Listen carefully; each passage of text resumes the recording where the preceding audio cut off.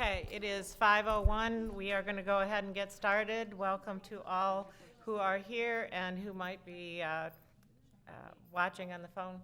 Excuse me, can we get started, ladies? Welcome to the Indian River County Hospital District. This is our final public budget hearing for the year 2019-2020.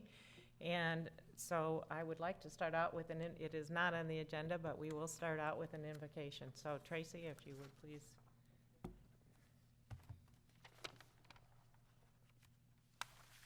Thank you, trustees and audience and residents of our community. If you join me in prayer, please.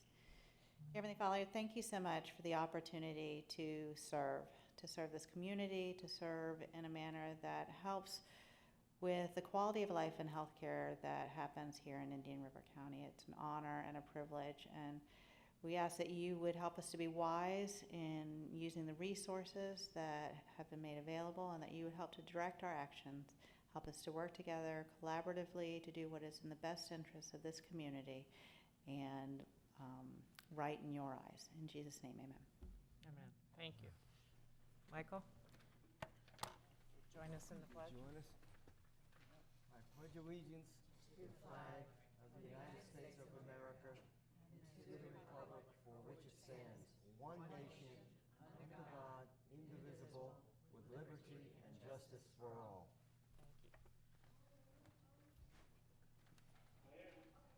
Okay. All right. We will move into, this is strictly only for the budget, final budget review. So we will move right into the budget information, and Mr. Jones is on the phone. So Alan, take it away. Okay, thank you. We've had several public meetings discussing the details of the proposed budget for the upcoming fiscal year, most recent of which was just last week on September the 12th. Therefore, this afternoon, my comments are going to be brief. It will be consistent with the laws governing these procedures.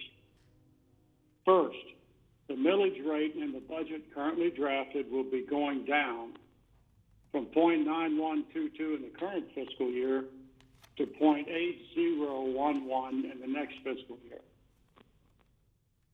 Second, and maybe even more important, the millage rate will be lower than the rollback rate by 7.53%. This means the proposed millage rate will even be lower than that necessary to keep our revenues flat with the previous year, given that there was a property value appraisal increase this year. Third, our actual spending will be going down in dollar terms from the previous year, even as the number of healthcare programs or services supported expands. Fourth, the reason for this drop in spending and millage is primarily because, A, consistent with the Cleveland Clinic lease agreement, less funds will be necessary than budgeted last year to support the hospital. And B, the county health department has withdrawn from providing medical treatment services versus what they've done previously, and have requested no funding from the hospital district for the upcoming fiscal year. At this stage, I think it's appropriate to yield the floor back to the Chair, Mary Beth Cunningham, to complete the process, allowing for more public comment and ultimately adopting the budget resolutions as written or possibly amended based on public or trustee comment. So thank you for your attention, and I'll turn it back to you, Madam Chair. Thank you, Mr. Jones. I appreciate it. First of all, is there any comment from the trustees? Can I just ask a question? Yes, you may. In regards to the We Care program, do we just move that up to reserves right now until we iron that out? Right, It right. doesn't change the millage. It doesn't or change the our millage grant and or the total dollar volume, Okay, so we will still perfect. have that discussion. I'll Thank adjust you. it once you make Right. your decision Right. Thank you about very that. much. Yep. Any other comment from trustees? Any public comment relative to the budget?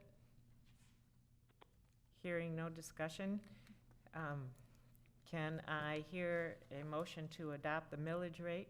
So moved. Second. Any conversation? Any thoughts? No? Okay. You, I'll- you probably have to include in your motion to adopt resolution. Resolution 2019-01, Okay. which does adopt the millage rate. All right. Thank you. All right. So let's take a roll call on that. Tracy? Yes. Karen? Yes. Michael? Yes. Barbara? Yes. Alan? Yes. Okay, and I vote yes. Okay. May I hear a motion for the adoption of the overall budget and the resolution 2019-2? So moved. May I- Second. Okay, any discussion? Hearing none, let's do the vote.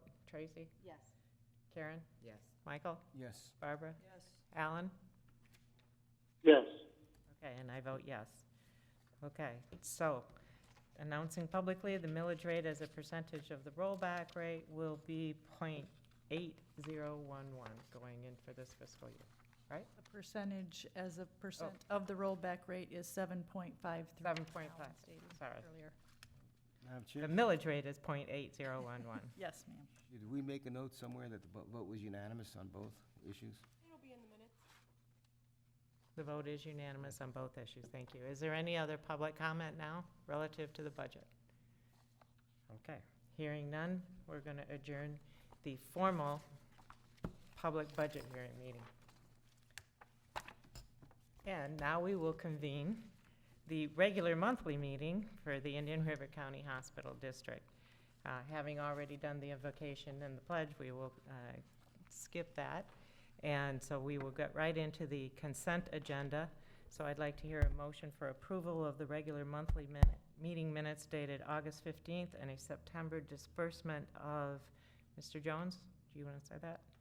$933,103.93. Can I hear a motion for approval? Motion.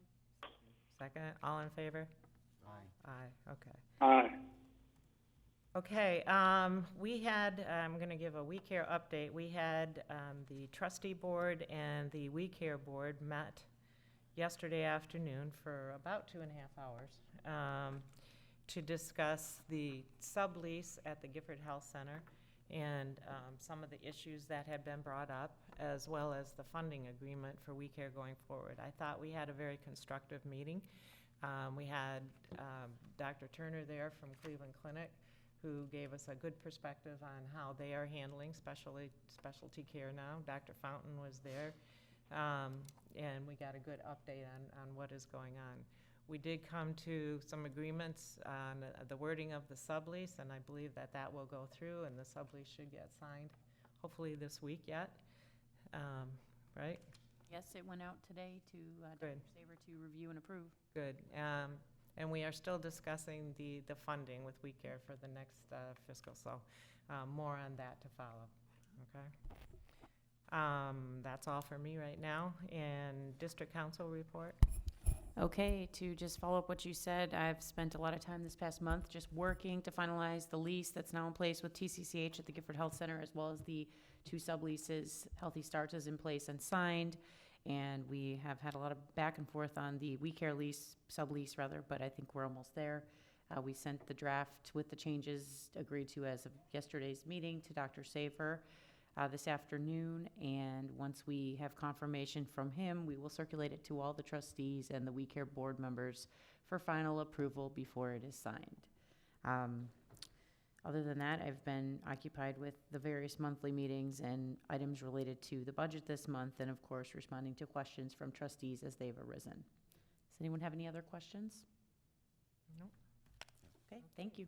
Hearing none, we'll move to the financial statement review. Alan Jones? Well, thank you. As you might expect, the district remains in sound financial condition. As we approach the end of the fiscal year, we received about all the revenues we're going to get for this fiscal year. As of August 31st, our bank account had a little over $5,992,000. So less this month's expenditures of $933,000, we're going to have a net balance of about $5 million. Assuming we continue to spend about another $1 million the month of September, We'll finish the fiscal year with about $4 million in the account. This will leave us well prepared to operate as normal during October and November when we don't get any tax revenues until they begin to resume in late November. In recent years, we've elected to maintain minimal reserves, and we've worked to get the reserve amount lowered. This fiscal year, though, because of all the potential changes involving the Cleveland Clinic transaction, we voted to assume the transaction might not happen, just in case. Of course, the transaction did occur as we expected, and thus the result is our spending is declining somewhat and will leave us with higher reserves than normal. Even for the upcoming fiscal year, the trustees have observed that there's a substantial unmet county need for health care for the uninsured and underinsured.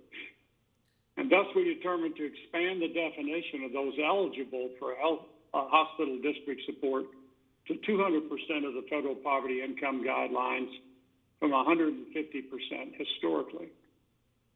Therefore, we've decided to maintain higher reserves than normal in the next fiscal year to be certain funding is sufficient for the changes that certainly will occur and possibly we haven't anticipated.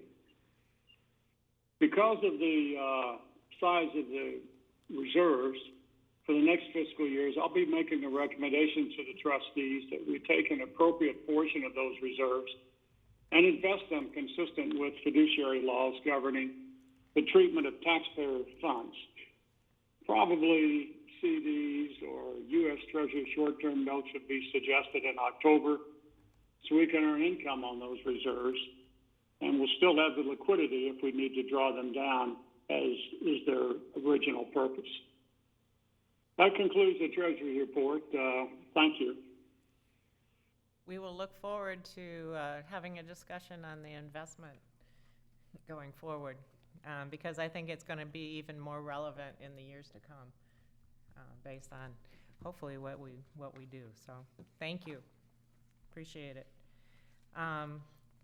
The Gifford Health Advisory Committee update. Tracy. Good afternoon, everybody.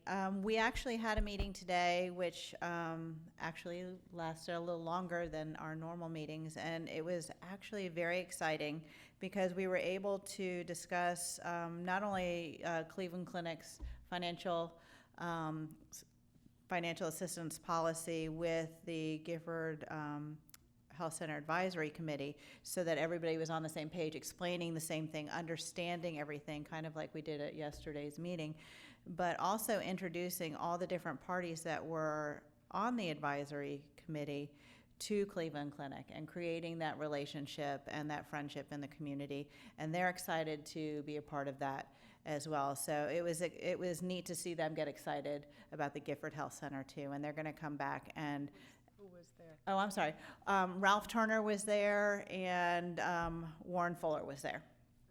And both of them are excited to bring other Cleveland Clinic people back to the Gifford Health Center to do tours and see everything that's going on there, and to be introduced to a lot of the people in the community and start building relationships for that. And that's really going to be exciting to see those relationships build for healthcare, not only in that community, but in our county. So that was exciting. We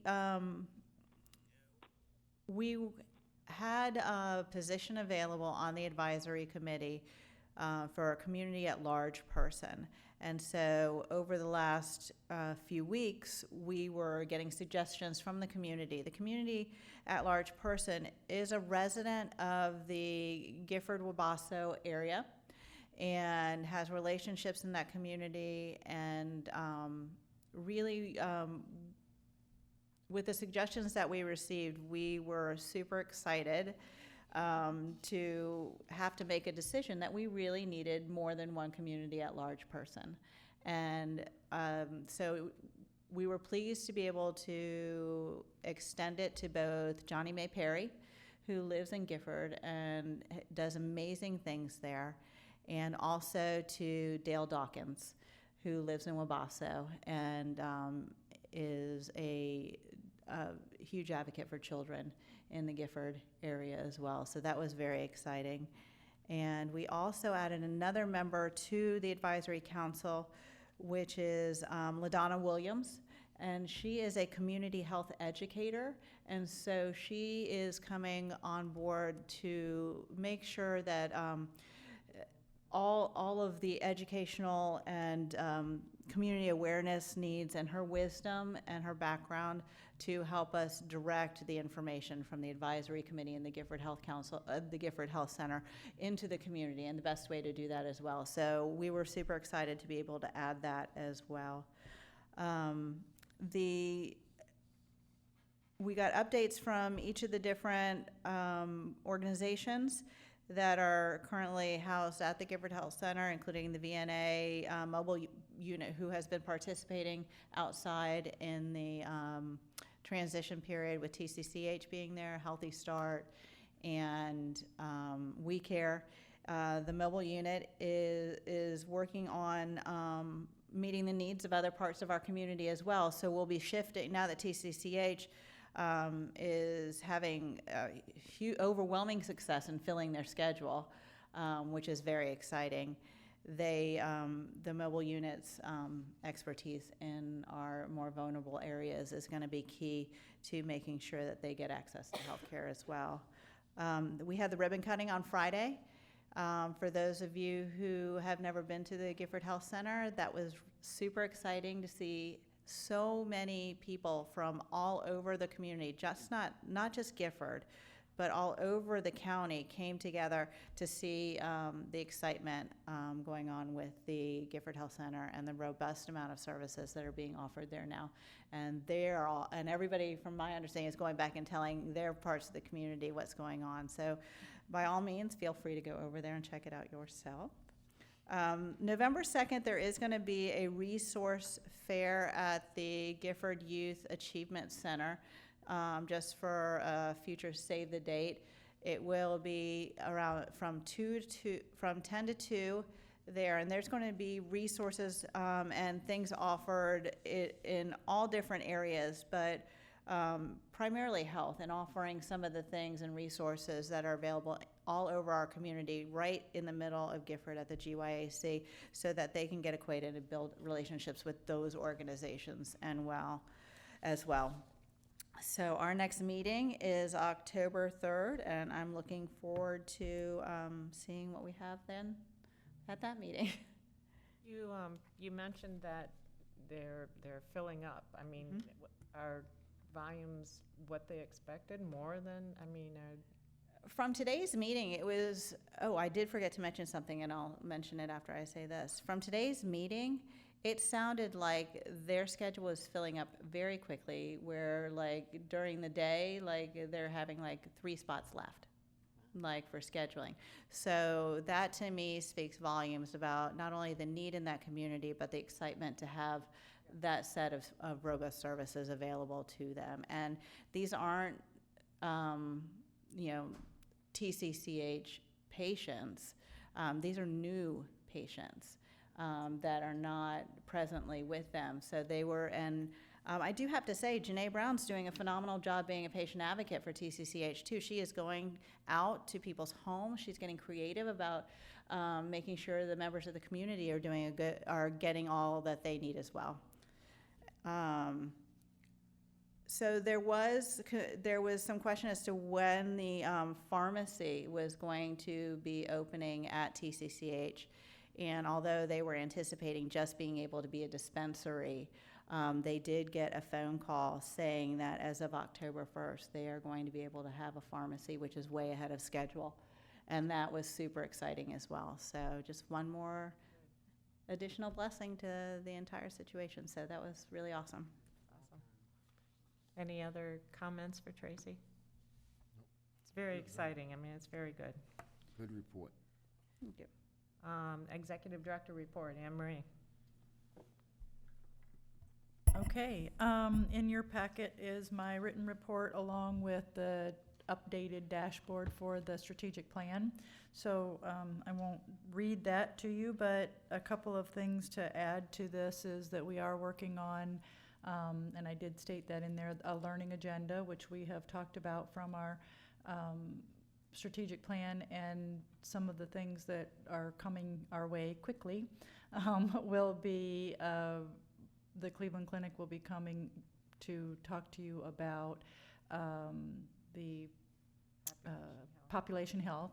And then we have on our radar a Medicaid professional to talk in the spring, hopefully before our next budgeting cycle, to talk about Medicaid and what we're spending for Medicaid in this community, how Medicaid works, what comes down from that federal and state plan. And then we're also putting together a date and time for mental health first aid.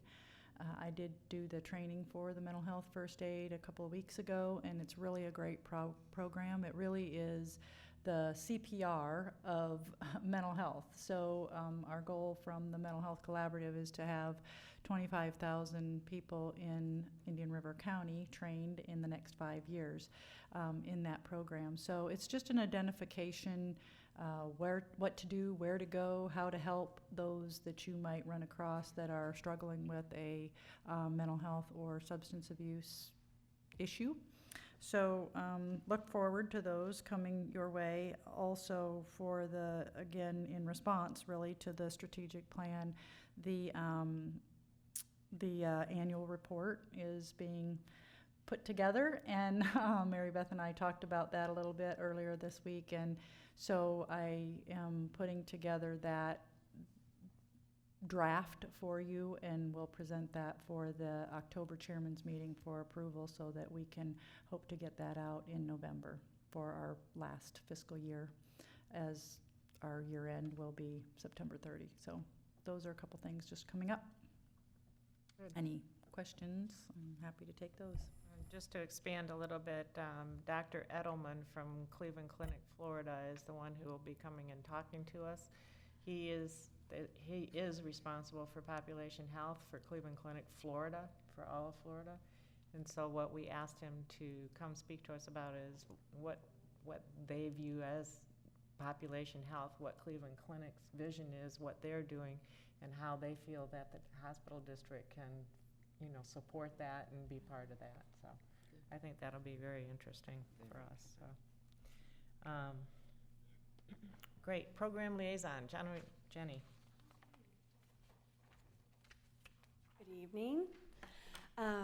Well, as you may recall, back in the early spring of this year, we decided to make some adjustments to our criteria for the financial assistance program to help. We listened to the providers and listened to some of the things that they stated that were challenging for them to get people approved and get them on the hospital district financial assistance program. So we made some changes and you approved them, and one of them was obviously the lifting of the 200% of the federal poverty guidelines.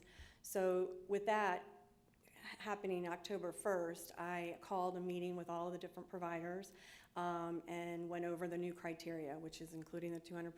We also changed some, like only requiring one additional document if they don't have an ID, from 2, and then we also changed it to where we're just going to ask for 2 current proof of address. So the providers were very receptive to the changes. They were very happy to see that we've listened to them, and we think that it's going to make a big difference in getting people approved.